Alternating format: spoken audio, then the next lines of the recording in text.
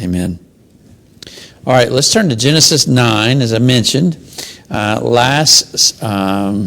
a couple weeks ago, we were looking at Genesis 9. We got started just kind of there at the beginning of the chapter. As you know, we've come through the flood at this point. Noah and his family have exited off the ark. As we mentioned in our last study, the first thing Noah does is he builds that altar and offers sacrifice to God. As you begin chapter 9, God makes a promise, doesn't he? Well, before that, let's back up. We mentioned God gives a warning first and then a promise. What's his warning?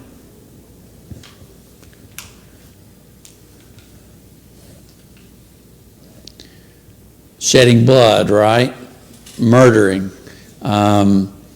That comes, not too long ago, we were looking at Cain and Abel and how Cain had murdered his brother. And then after that, we noticed how the world just became more and more violent.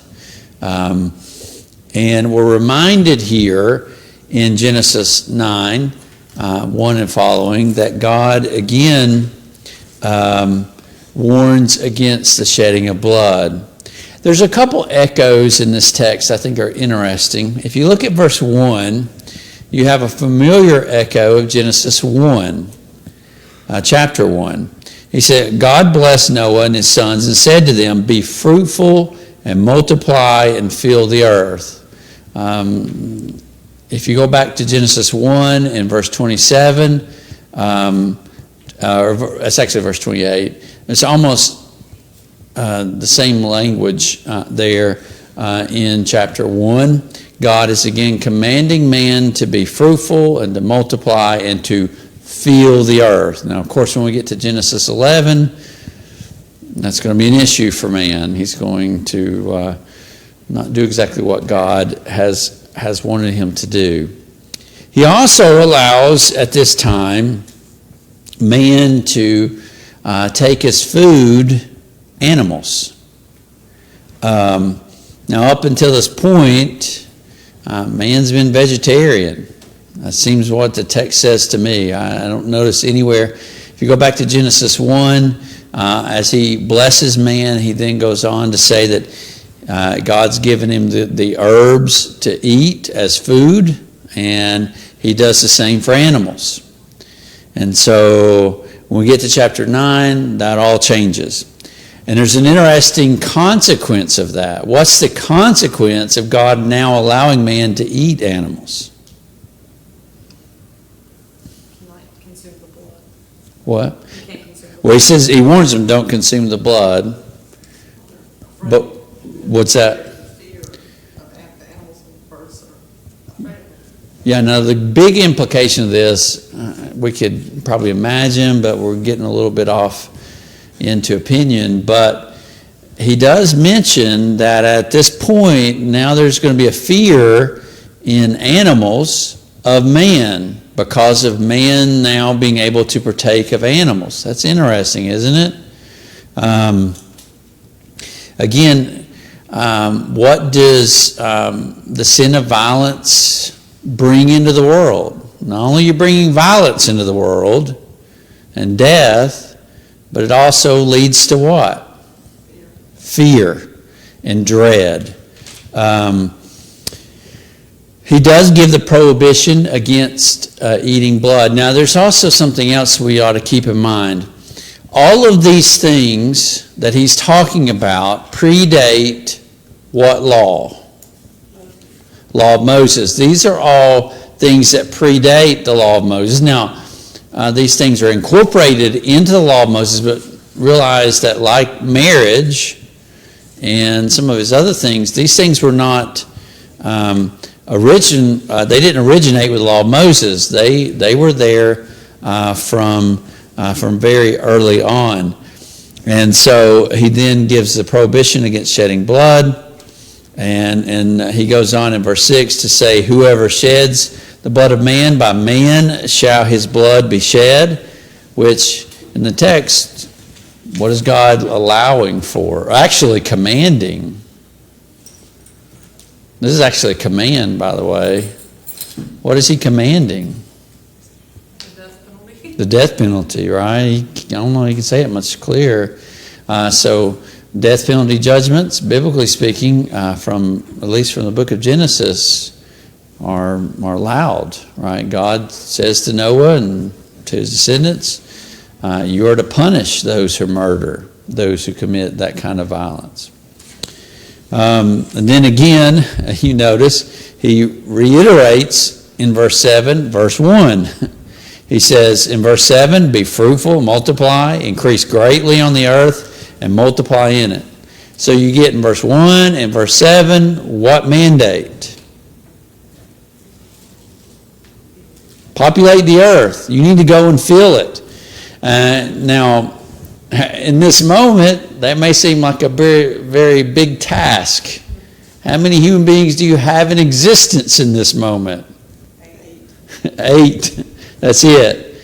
But with these 8, God is going to go, once again, repopulate the earth.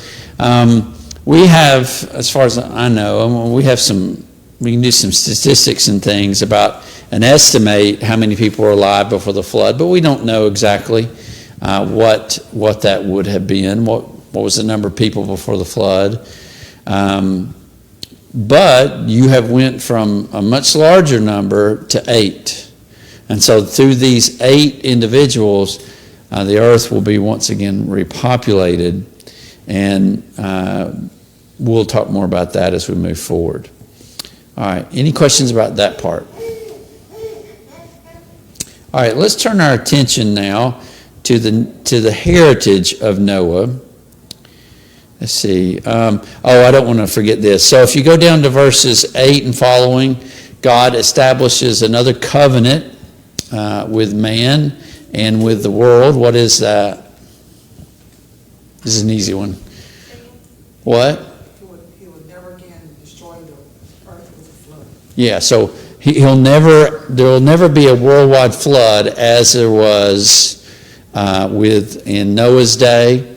God appoints the rainbow as a sign of the covenant he's made with mankind and the world, that he will never allow that to happen again. So there'll only be that one.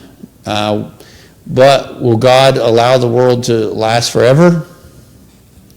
No. What does 2 Peter chapter 3 tell us?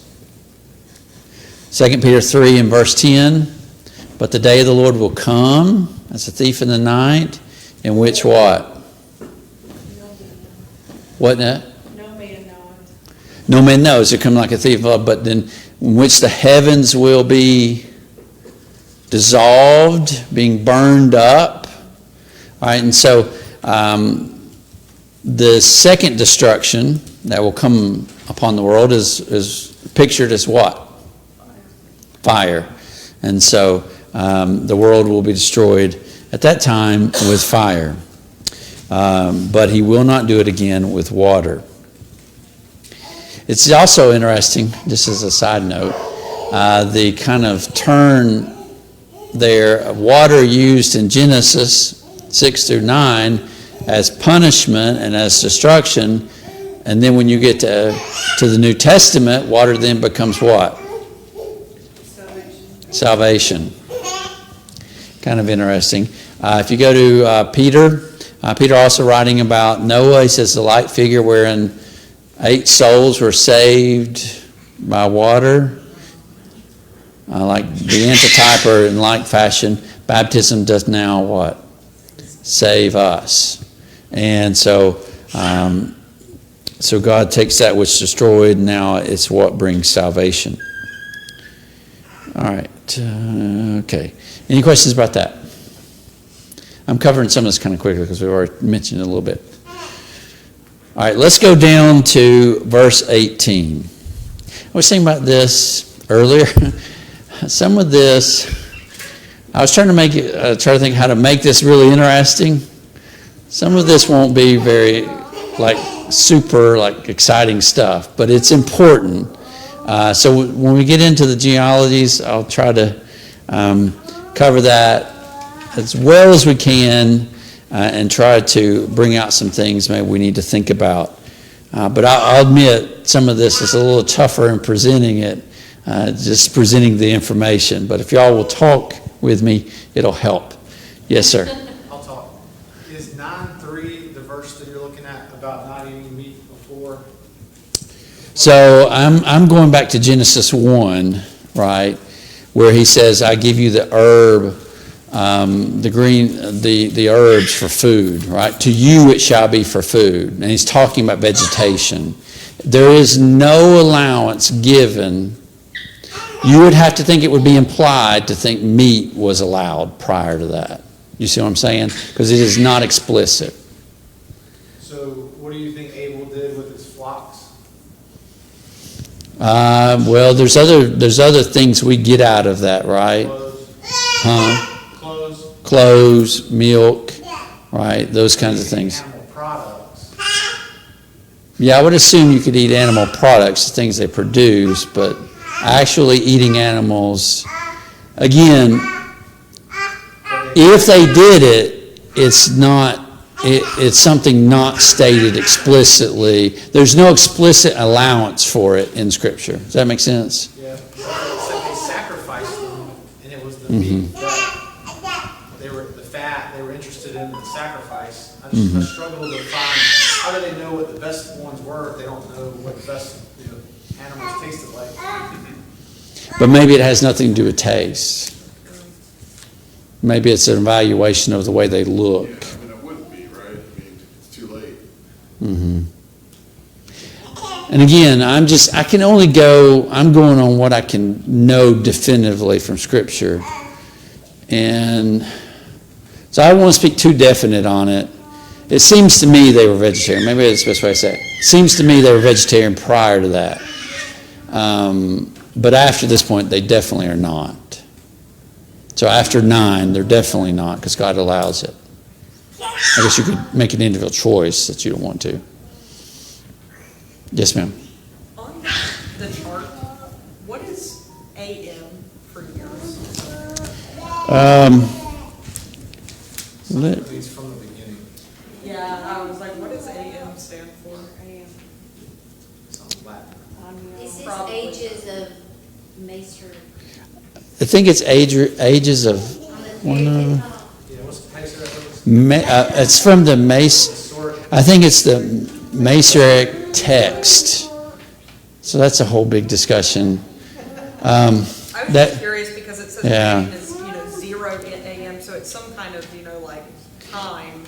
I just was wondering what AM stood for. Adam to Moses. That's what it means. Adam to Moses. Because you start at A at the top and Moses at the bottom. Sorry, I hadn't really thought that through yet.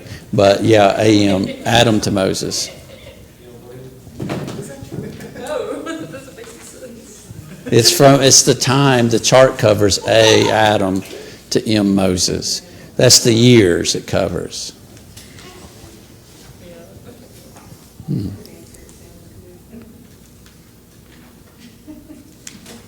No, I think it's really honestly what it means. I'm not joking about that. That's for real what it means.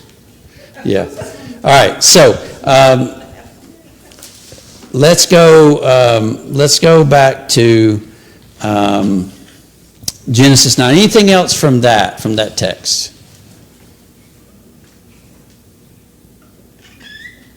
Okay. So let's go. All right, let's see. Let's go down to verse 18. All right, so we get an interesting narrative laid out here. And so let's just read it and then we'll talk about it. So verse 18, then the sons of Noah who went forth from the ark were Shem, Ham, and Japheth. Ham was the father of Canaan. These three were the sons of Noah, and from these the people of the whole earth were dispersed. In other words, we all came from those three men. The earth was populated from those three. Now, that is not a birth order, is it? How do we know that? Ham is actually the youngest, not Japheth. It is interesting. He wants us to understand something about Ham, doesn't he? He is the father of Canaan. Now, how do we know Canaan? The land of Canaan here, right? So his descendants, we'll see this in a minute, but his descendants settled in this area. Now that's important biblically. Why? Because that's the promised land. When we get later into the Exodus out of Egypt, where are they traveling to? Canaan. We sing that song, "To Canaan's land, I'm on my way," right?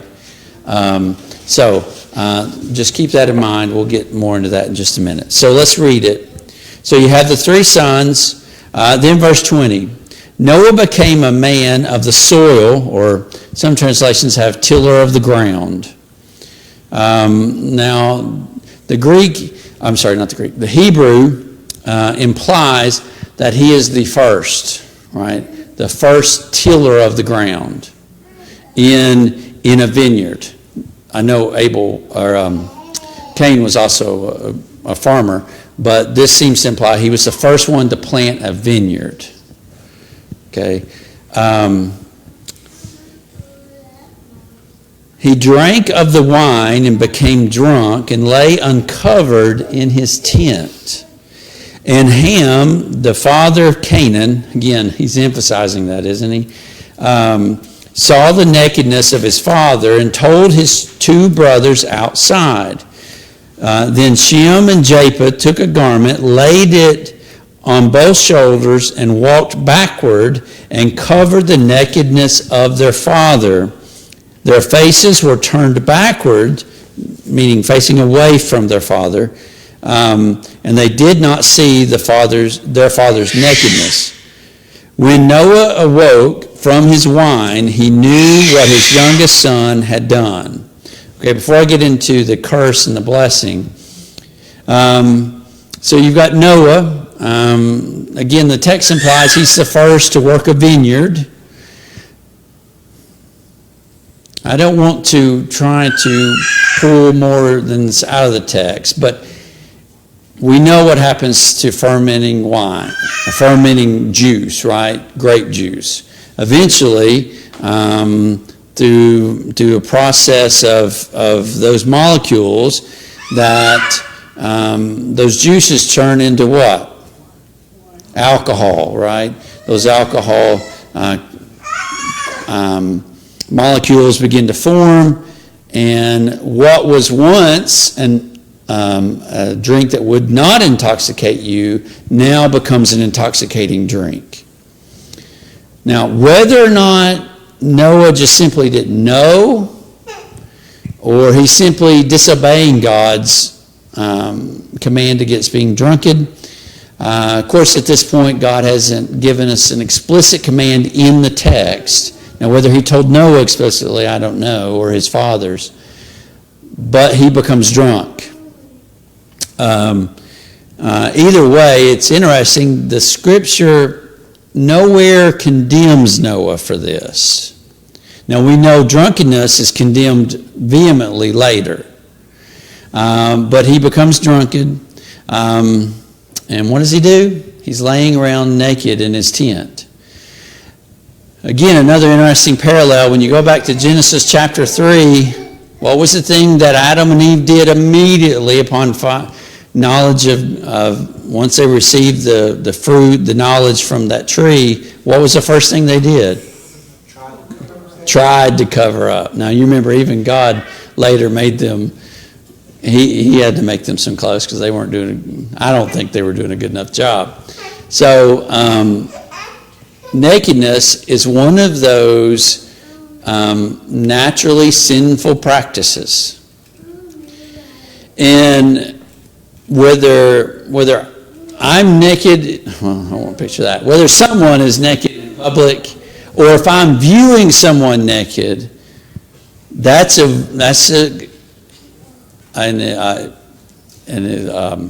sorry, I can't think. That is a sinful thing to do. And it goes against nature. There is a natural thing where we should be covered up. We should not show our nakedness. But I think in another way, this nakedness, the story, symbolizes something. That the nakedness symbolizes something else. Shame and sin, right? In essence, Noah had shown forth his shame, his sin, and his son, instead of covering up or trying to hide his father's nakedness, just simply goes out and tells his brothers. What's the difference between the way Ham responded as opposed, I might have said Shem, I meant Ham. What's the difference between the way Ham reacted as opposed to Shem and Japheth? What made theirs correct and his incorrect? Because they didn't look upon it. They didn't gaze upon it. And they covered him up. They covered him up. You'd almost think condoning, like they didn't condone it. They took care of him and made him different. They dressed him. They covered him up. Whereas the other guys, the other brothers, felt like he didn't, I mean, he was maybe laughing at it, but he looked at it, but he just kind of let it go. Yeah, he didn't try to do anything to stop it. He spread the knowledge of it as well. Yeah, and he spread the knowledge of it. That's a great thing. Gossip very early on in the text. And we know that Ham's behavior is condemned when we see the reaction of Noah. So you go back to verse 25. Noah said, he said, it's Noah, cursed be Canaan. A servant of servants shall he be to his brothers. He also said, blessed be the Lord, the God of Shem, and let Canaan be his servant. May God enlarge Japheth, and let him dwell in the tents of Shem, and let Canaan be his servant. Now, you see this with the patriarchal fathers quite often, and normally it comes in the blessing at the end of their life. But they'll bless their children, or maybe even their grandchildren. You see it with Israel blessing his children, his grandchildren. You see it with Isaac and others as well. They give these blessings. And what's interesting is often in those blessings, you also find prophecy.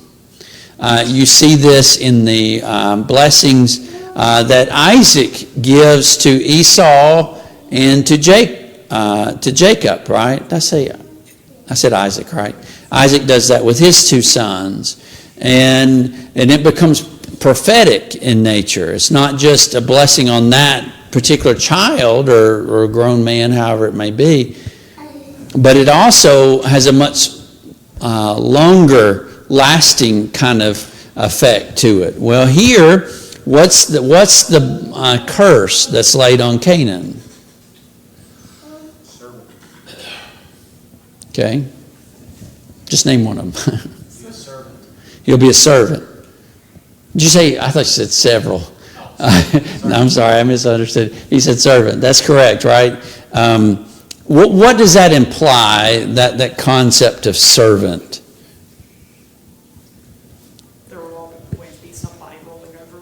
Yes, that's it. So it's the idea of rule, right?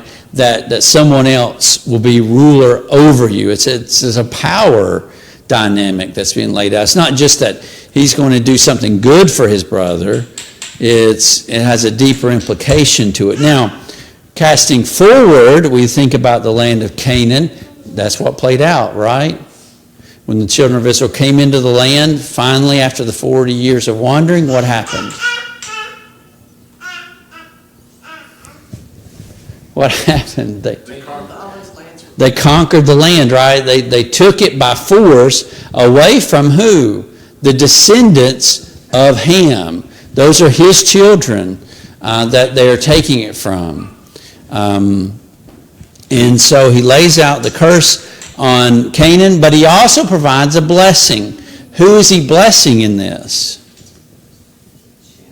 Shem and Japheth, right? Now, when we look at the descendants of Shem, who are we talking about?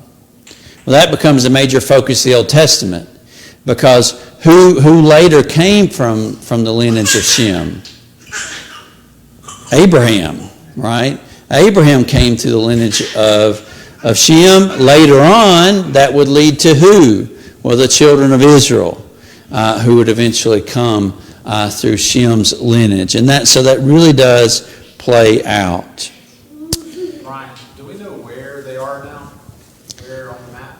So I'm going to talk about that when we get there. But in chapter 10, we know a little bit. I don't want to go too far with it. But there are, when you go through that list in chapter 10, he notes some things specifically. Let me just hold that for 1 second. I want to come back to that. So that's a really good question. So let's just end this chapter real quick. So verse 28, after the flood, Noah lived 350 years. All the days of Noah were 950 years, and he died. So Noah, in the lifespan, amongst the lifespans of history, he lived a long time. I mean, there are only a few that outlived him. You might think about Methuselah, maybe a couple others that lived a little bit longer than him. But that's a pretty significant amount of time. However, when we look at our chart, the one I passed out, what do you notice immediately after Noah? There is a stark decrease in ages. So this goes through Shem's lineage, not through the other sons. But you notice Shem, so Noah lives 950, but Shem what? 600. That's 300 years less. That's a third less than Noah. That's significant. And then you get to Arphax, 438. Kind of close to the same, not too far. But then when you get to Peleg, you notice another huge decrease. Peleg only lives 239 years.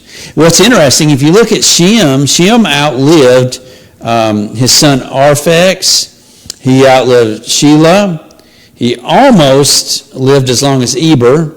But then all those underneath, Peleg, Reu, Serug, Nahor, Tahor, and then finally at Abraham outlives him by a little bit. But this is also fascinating. Shem lives to a long time into the life of Abram. Abram. And then, of course, you got Isaac on down to Moses, and you can see that slower descent at that point. But even when you get to Moses, how far are you off from the death of Shem?